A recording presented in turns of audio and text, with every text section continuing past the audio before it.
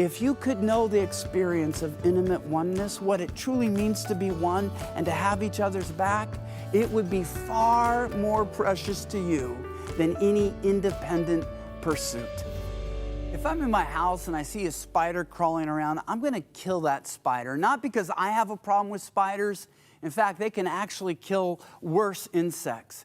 But my wife has a problem with spiders. She hates seeing them around. So out of my love for her, wanting my wife's life to be better, I'm going to kill that spider. But you know, every marriage also has spiritual spiders.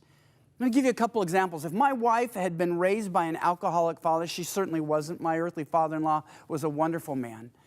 I think even though biblically I wouldn't say there's an absolute prohibition on alcohol, just to kill that spider, I'd say, you know what? It's best that I don't drink at all, because if she smells that on my breath, it's going to bring back the memories of the horror of her childhood. Or maybe one night I have just a little too much. The speech starts to slur and she goes, here it is. I know this is what I lived with, and now I have it with my husband as well.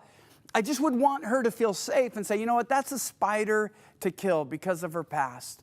Or let's say we were on our second marriage. We're certainly not. Lisa and I have been married only to each other for 35 years. But let's say our first marriage had been destroyed by a husband who spent all of his time watching video games. That might be another spider I would decide needed to be killed, because I could imagine every time I picked up that game controller, she'd be saying, this is what I went through in my first marriage and it's starting again. And I could imagine that I might forget, say, honey, I'll be there in 10 minutes. And all of a sudden an hour's gone by and she's already asleep. I say, you know what, for her to feel safe and affirmed and cherished, that's not ethically wrong necessarily to play video games, but I'm going to kill that spider so that she feels close. The reason we need to kill these spiritual spiders is that we're marrying people with real hurts in their past, and we want to help them heal. My youngest daughter, Kelsey, was in 3 serious car accidents before she was 25 on the highway. None of them were her fault. And that means she couldn't be more careful as a driver. She feels uncomfortable on the driveway. Now, when she's riding next to me in the car, I'm driving like Grandpa Gary. I leave a lot of space in front of me. I'm not aggressive at all, because I want her to feel safe driving with me. And I know from her history, she can't help being a little bit nervous because of the accidents she's been in. And as we go through life in our marriage, different spiders need to be killed. One thing, when Lisa started traveling with me more often, we became empty nesters, that I just found funny, is that she's such an extrovert. She's not focused on where our hotel room was or where our car was parked. And it was amazing to me that if I would let her get out of the elevator first, and if our room was left, she would always go right. In the parking garage, if our car was north, she would always go south.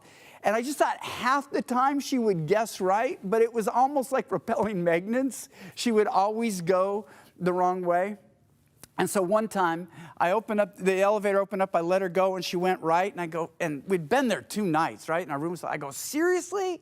Well, that didn't make her feel cherished. I thought, okay, that didn't work so well. And so the next time when she did that, I just stayed where I was, and she walked about 20 yards down the hallway, saw I wasn't with her, and came back. That also didn't make her feel cherished, and I tried to present it as her problem. I said, look, if I say something, it makes you feel stupid. If I don't say anything, it makes you feel angry. Obviously, there's nothing I can do in this situation. And Lisa goes, Gary, it's so easy. It's so easy. When this happens, just say, this way, hun, with exactly that tone, this way, hun, and we'll both be so happy. Well, the very next trip I got to practice it, she went the wrong way. I said, this way, hon. She turned around and gave me this gorgeous smile, and we now laugh about it whenever it happens, and it does quite frequently. And so here's the point behind killing spiders. I want to destroy those things that are pushing us apart and learn how they can draw us together. And in every situation in your marriage, that's what you're looking at. How do we grow closer to each other instead of letting this situation in life drive us further apart? It's what it means to become one. Now, some of you might say, but why should I kill this spider? I enjoy doing this. I enjoy doing that. And the Bible doesn't prohibit it. And I would say this. If you could know the experience of intimate oneness, what it truly means to be one and to have each other's back, it would be far more precious to you than any independent pursuit.